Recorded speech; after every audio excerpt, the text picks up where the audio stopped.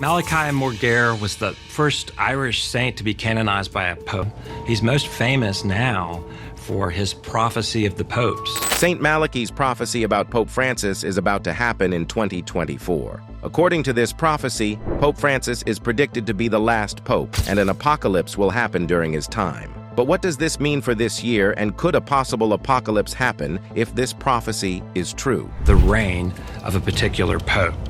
And in that vision, he saw 112 popes. Is this ancient forecast just a coincidence, or should we pay closer attention? In this video, we're going to explore the details of this prophecy and why we should all be worried. St. Malachy's prophecy claims to predict the entire line of Catholic popes, ending with Pope Francis. St. Malachy was an Irish saint from the 12th century, known for his devout faith. His most famous legacy is a vision he had in 1139, where he listed 112 popes, each with a specific phrase attached. The last pope on his list was Pope Francis, referred to as Peter the Roman. This has led many to wonder if we are living in the time of the last pope. If St. Malachy's prophecy turns out to be true, what could be in store for 2024? St. Malachy, born in Armagh, Ireland in 1094, was a figure of significant religious importance in the 12th century. Malachy became a central figure in the Irish Church. He was ordained as a priest in 1119 and quickly gained a reputation for his dedication to restore discipline and order in the Church. Malachy's commitment to religious life led him to become the Archbishop of Armagh in 1132. This was a position where he tirelessly worked to bring the Irish Church more in line with Roman Catholic practices. His dedication to reforming the Irish Church was notable, especially in a time when the Church faced various internal challenges and needed strong leadership. Malachy was revered for his administrative skills and was also known for his alleged miraculous abilities, adding to his stature as a holy man. His commitment to spiritual growth and religious reform made him a beloved figure among his contemporaries. After his death in 1148, Malachy's legacy continued to grow, resulting in his blessing as a saint by Pope Clement III in 1190. His life and work left a lasting impact on the Irish Church. His story became intertwined with the lore of religious prophecy, especially through the attribution of the famous prophecy of the popes. St. Malachy's pilgrimage to Rome was also a significant political mission.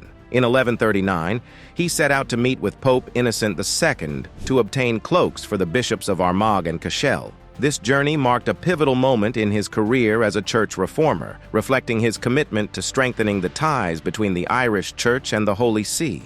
What truly makes St. Malachy a subject of fascination is his specific vision, a prophecy that continues to be discussed today. This vision occurred during his pilgrimage to Rome. As Malachy climbed the hills of Rome, he was deeply immersed in prayer. It was during this moment that he reportedly fell into a trance. This trance was a serious spiritual experience that would forever mark his legacy. In this altered state, Malachy was believed to have been granted a vision of the future that outlined the succession of popes from his era to the end of time. Upon awakening from this trance, Malachy was said to have recorded these visions diligently, ensuring that this prophecy would be preserved for the future. However, the prophecy remained hidden for centuries, only coming to light in the late 16th century. This delayed revelation has fueled debates and speculation about its accuracy and the implications for the future of the Papacy and the Catholic Church. In this trance, Malachy saw a sequence of Latin phrases. Each phrase was believed to represent a pope, starting from his time and ending with a pope who would lead during a time of great change or turmoil, often interpreted as a biblical apocalypse. The prophecy lists a total of 112 popes. It's a detailed, ordered list that has been scrutinized and analyzed by scholars and the curious alike for centuries. But the end of the list has captured the world's attention. The 112th pope, referred to as Peter the Roman, is where St. Malachy's prophecy gets the most attention. According to the prophecy, this pope is expected to lead the church during a period of great upheaval or transformation. This has led to widespread speculation and debate, especially since Pope Francis, the current pope as of 2024, is technically the 112th pope. The prophecy's implication that we might live in the time of the last pope has raised questions and concerns among the faithful and the curious. Is St. Malachy's prophecy a true glimpse into the future, or is it just a historical curiosity? If it is true, it could mean that Pope Francis really is the final pope in this centuries-old prediction. Pope Francis, born Jorge Mario Bergoglio, took on his papal role in 2013, and since then, his actions and decisions have been closely watched by those who follow the prophecy. Pope Francis is notably the first Jesuit to become a pope. The Jesuits, formerly known as the Society of Jesus, are a Catholic order known for their educational, missionary, and charitable works. They also have a reputation for being intellectually rigorous and deeply committed to social justice. This background is essential in understanding Pope Francis's approach to his role. The Jesuits have historically been seen as influential and occasionally controversial figures in the Church, often involved in key political and cultural moments throughout history. This aspect of being a Jesuit adds another layer of interest to Pope Francis's papacy in the context of St. Malachy's prophecy. The history of the Jesuits, formerly known as the Society of Jesus, is marked by significant achievements and notable controversies. This history gains particular relevance in the context of Pope Francis, the first Jesuit pope. Understanding the Jesuits' past, especially their expulsion from various European countries, sheds light on the complex nature of their role in the Catholic Church and its potential implications. Founded in the 16th century by Ignatius of Loyola, the Jesuits quickly became famous. However, their influence extended beyond these areas, often involving them in the politics and power struggles of the day. This involvement sometimes led to conflicts with national governments and other religious orders. By the 18th century, the Jesuits had become prominent in European society. Their growing influence, however, was met with suspicion and hostility in some quarters. Their role in education and close ties with the Vatican were seen as a threat by various European monarchies, who viewed them as too powerful and politically involved. This tension resulted in a series of expulsions from major European powers. The Jesuits were expelled from Portugal in 1759, France in 1764, and Spain and its dominions in 1767. Even the Papal States, under pressure, suppressed the order in 1773. A combination of political, religious, and economic factors drove these expulsions. The monarchies and secular powers of the time saw the Jesuits as obstructing their authority and influence. The expulsions had a significant impact on the Society of Jesus. They were forced to operate in reduced capacity and exile. It wasn't until 1814 that Pope Pius VII fully restored the society. Pope Francis's Jesuit background is significant in this historical context. The Jesuits have a tradition of strict intellectual training, a commitment to social justice, and a history of navigating complex political landscapes. Their controversial past, marked by expulsions and conflicts, has also equipped them with resilience and adaptability in the face of adversity. For Pope Francis, being part of an order with such a history might influence his approach to leading the Catholic Church, especially in dealing with challenges within and outside the Church. The Jesuits' experience in education and diplomacy could inform his policies and reforms. However, this background might also bring its own set of challenges, given the Jesuits' history of tension with secular authorities and other religious factions. During his tenure, Pope Francis, too, has been a figure of both reform and controversy. He has been outspoken on issues like climate change, poverty, and the plight of refugees, aligning with the Jesuit social justice beliefs. However, his papacy hasn't been without its challenges. One of the most significant controversies has been the handling scandals within the Church. These scandals have caused considerable turmoil and led to criticism of how the Vatican has addressed these issues under Pope Francis's leadership. Moreover, Pope Francis has faced opposition within the Church, particularly from conservative factions. He has been criticized for his views on topics like marriage and communion, especially for divorced and remarried Catholics. These internal conflicts within the Church add to the intrigue surrounding his role in St. Malachy's prophecy. As we consider Pope Francis, the 112th Pope, in St. Malachy's list, it's not just his actions and policies that have to be considered. His role is significant because of the symbolic and historical importance it holds as being the last possible pope. His Jesuit background, coupled with the controversies and reforms during his papacy, has intensified interest in this prophecy. As we move closer to 2024, the question remains: how will Pope Francis's papacy align with the final chapter of St. Malachy's prophecy? In evaluating the historical accuracy of St. Malachy's prophecy, it's essential to look at how past predictions have lined up with actual popes. The fascinating aspect of this prophecy is how it aligns with historical events and figures. As we move through the list, the descriptions become more precise, especially as we approach modern times. For instance, the prophecy's description of Pope Benedict XV as religion depopulated resonates with the events during his papacy, like the devastating impact of World War I and the Bolshevik Revolution. This indeed saw a significant decline in religious adherence in many parts of the world. Another striking example is Pope John Paul II, referred to in the prophecy as "from the labor of the sun," a phrase that aligns with his life in an almost uncanny way. John Paul II was born during a solar eclipse in 1920 and was buried during an eclipse. These connections between the prophecy and real-world events have been a source of amazement for many observers. Pope Pius VI, referred to as Pastor and Sailor, was known for his navigational skills in steering the Church through the turbulence of the early 20th century. Another example is Pope Paul VI, described as Flower of Flowers, aligning with his coat of arms featuring 3 fleurs-de-lis. The alignment of these details with each pope's respective phrases in St. Malachy's prophecy often strikes as too precise to be dismissed outright. As the list progresses, the accuracy of the prophecies seems to become more precise, especially with recent popes. This increasing precision has fueled debates and discussions about the prophecy's legitimacy. It's as if the closer we get to the end of the list, the more detailed and accurate the descriptions become.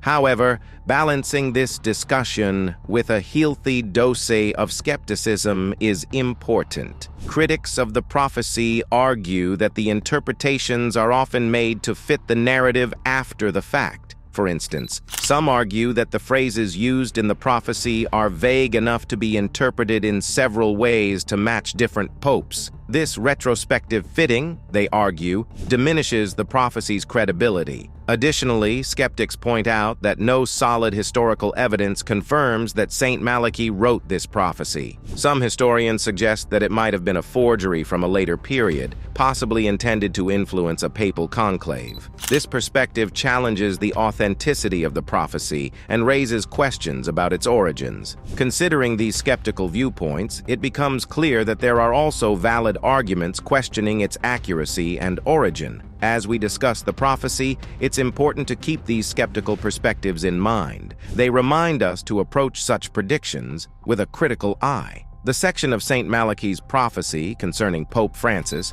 brings with it themes that are deeply apocalyptic. These themes have led to widespread speculation about how Pope Francis's reign could be twisted with end times predictions. According to the prophecy, after the 112th Pope, significant turmoil or even catastrophic events are expected. This has led many to wonder if Pope Francis's papacy could be a precursor to major global or spiritual upheavals. When we look at the prophecy in the context of biblical references, particularly the Book of Revelation, the parallels become more pronounced. The Book of Revelation speaks of apocalyptic events, upheavals, and the concept of Judgment Day. Some interpreters of St. Malachy's prophecy argue that the description of the final pope aligns with these biblical images of the end times. Specifically, the prophecy's mention of Peter the Roman, who will lead the church through tribulations before the destruction of Rome, mirrors some of the apocalyptic scenarios described in the Bible. Bringing this into the context of modern times, it's interesting to observe how current events in the Catholic Church and global affairs might align with the prophecy's predictions. Under Pope Francis, the Catholic Church has faced significant challenges. These include ongoing issues with clergy misconduct, internal conflicts within the Church, and the Pope's controversial reforms. Additionally, global events like climate change, political unrest, and social upheaval contribute to a sense of a world in transition. Those who believe in the prophecy could interpret these events as signs that the predictions are unfolding. However, it's important to approach these interpretations with a balanced perspective. While the prophecy's apocalyptic themes resonate with some current events, it's crucial to remember that interpreting prophecies is subjective. Different individuals and groups may see these alignments differently. Some may view the events during Pope Francis's tenure as mere coincidences or as part of the Church's ongoing evolution, rather than signs of an approaching apocalypse. But Pope Francis is also a subject of another mysterious prophecy that many don't know about, which is that of Anna Catherine Emmerich. She was a German nun and mystic from the late 18th and early 19th centuries. Emmerich's visions speak of a time with two popes, which she saw as a period of great turmoil for the Church. According to her, one of the popes would lead the Church through difficult times, which significant challenges and changes would mark. The resignation of Pope Benedict XVI in 2013 and the subsequent election of Pope Francis set the stage for the two popes phenomenon. Benedict's resignation was the first by a pope in nearly 600 years, and it broke a long-standing tradition of popes serving until death. This unprecedented event led to various interpretations and discussions within the Catholic community and beyond, especially among those who follow church prophecies. The situation of having two living popes, Pope Francis and his predecessor, Pope Benedict XVI, is an extraordinary occurrence in the history of the Catholic Church. This scenario has not been witnessed since the 1400s and brings unique circumstances and interpretations. The existence of two living popes raises questions about leadership, authority, and the direction of the Catholic Church. Some see this as fulfilling Emmerich's prophecy, suggesting that the Church is going through a transformative and possibly intense phase. This period has been marked by significant changes under Pope Francis's leadership, including reforms and a different approach to various social and theological issues. This contrasts with the traditional views held during Pope Benedict's tenure. However, it's essential to approach this situation with an understanding that the Catholic Church has a long and complex history, and such events can often be open to multiple interpretations. While the presence of two living popes is unusual and has historical significance, it may not necessarily point to a fulfillment of prophecies. The interpretations of Emmerich's visions, like those of St. Malachy's, are subject to debate and vary among different groups and individuals. One fascinating aspect of St. Malachy's prophecy, and many historical prophecies, is the symbolism used to represent various figures or events. In the case of St. Malachy's prophecy, there's an intriguing connection with eclipses, particularly regarding the reigns of certain popes. This eclipse connection is not a coincidence for many prophecy followers. It is a significant symbolic link that adds another mystique to these predictions. The most notable example of this is Pope John Paul II. St. Malachy's prophecy described him as de labor solis, or from the labor of the sun. Interestingly, John Paul II's life had a unique relationship with solar eclipses. He was born on May 18, 1920, the day of a solar eclipse, and was buried on April 8, 2005, coinciding with a solar eclipse. These remarkable coincidences between the significant life events of John Paul II and solar eclipses lend a certain weight to the prophecy's predictions, at least in the eyes of those who believe in its validity. The symbolism of eclipses in prophecy and mythology is often associated with change, transformation, or the marking of significant events. Eclipses have been viewed throughout history as powerful omens, sometimes seen as foretelling disasters or significant shifts. In the context of the papacy, these celestial events occurring in alignment with the birth and death of a pope, as significant as John Paul II, can be seen as reinforcing the idea of a divinely ordained plan, as laid out in St. Malachy's prophecy. Skeptics have argued that these are mere coincidences, and that eclipses, relatively common astronomical events, are bound to coincide with major events if given a long enough timeline. The fact that these coincidences align so neatly with the prophecy is a case of post hoc rationalization, where believers in the prophecy interpret these events in a way that supports their beliefs. In the same era as St. Malachy, another mysterious prophecy was announced by Abbot Joachim de Fiore. Born around 1135 in Selico, Italy, Joachim rose to prominence as a mystic and counselor. He advised figures like Queen Constance of Sicily and King Richard the Lionheart. Joachim de Fiore's prophecies offer a unique view of history and the Church. He proposed the theory of three ages, which were the age of the Father, the age of the Son, and the age of the Holy Spirit, which were apocalyptic times. De Fiore believed the world was nearing the end of this third age. Unlike St. Malachy's more straightforward prophecies, de Fiore's writings are mysterious and complex, making direct connections to known popes challenging. De Fiore's apocalyptic language reflects a sense of impending doom. His prophecies about the popes vary in tone, portraying them as corrupt and morally ambiguous. Accompanying each prophecy in de Fiore's book are original sketches, important to understanding his insights. While not as widely recognized as St. Malachy's predictions, they offer invaluable insights into the future of the Church and human history. One intriguing theory that emerges in exploring the broader implications of St. Malachy's prophecy is the connection to Mystery Babylon. This term, originating from the Book of Revelation in the Bible, refers to a city rich in wealth and sin, often interpreted as a symbol of a corrupt and fallen society. Some interpretations of St. Malachy's prophecy suggest that the Vatican, or Rome itself, could be equated with Mystery Babylon, especially given the prophecy's prediction of Rome's destruction following the reign of the last pope. This theory has gained traction in light of the various controversies and challenges the Vatican has faced, especially under Pope Francis's leadership. Scandals, internal conflicts, and debates over doctrinal changes have led some to draw parallels with the symbolic fall of a powerful but morally compromised entity, as described in biblical terms.